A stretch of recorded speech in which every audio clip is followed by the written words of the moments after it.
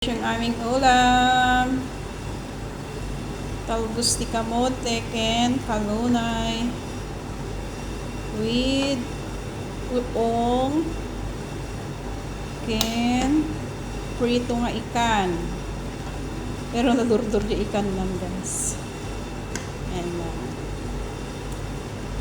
Ayan na ang aming ulam for today. It's salty.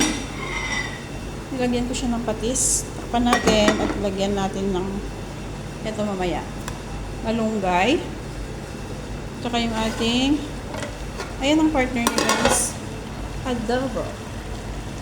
Hindi ako pwedeng magdinengdeng na walang partner. O diba? Ito na yung ating adobo guys. Pwede na siguro ito. Kasi kaya at least suping dito sabaw na. Ayan, ang ating ulam for today. Ito na. Abata na. Ito naman yung ating ano. Thank you Lord. Makasida kami mit lang tika lang. Makasida kami mit lang ulit gulay. Kaya si dami. Butter. Chicken. Butter chicken pala yung ulam namin.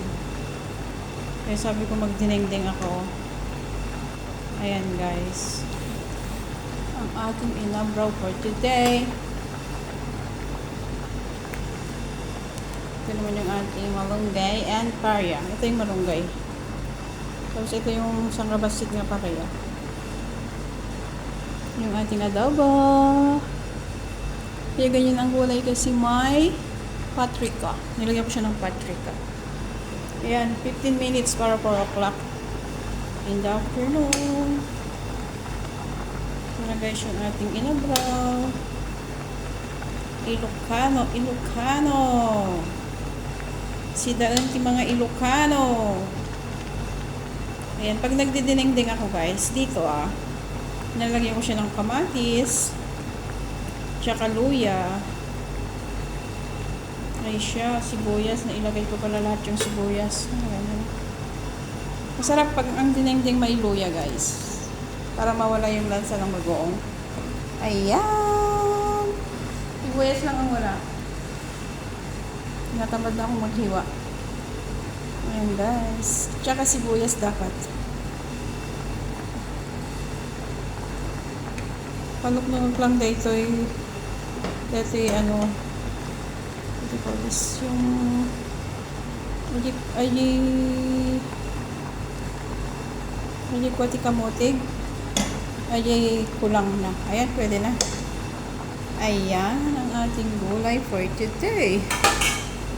Gulay. Tapos ito naman yung ating ampalaya guys. Trabaho kong to dyan para yan. Ang sarap to. Gusto ko yung maraming gulay. Ito guys, sada mo sa MP talong? Sino? Dinala mo talong? Yes, danala ko. Kabaybayat ko. Ayan guys, yung ating marunggay.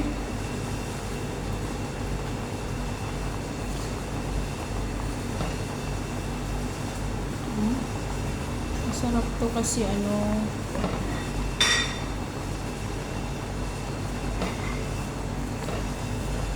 ayan, diba? Parang si Inday Runing pag naggulay. Parang wala nang bukas. Ayan guys.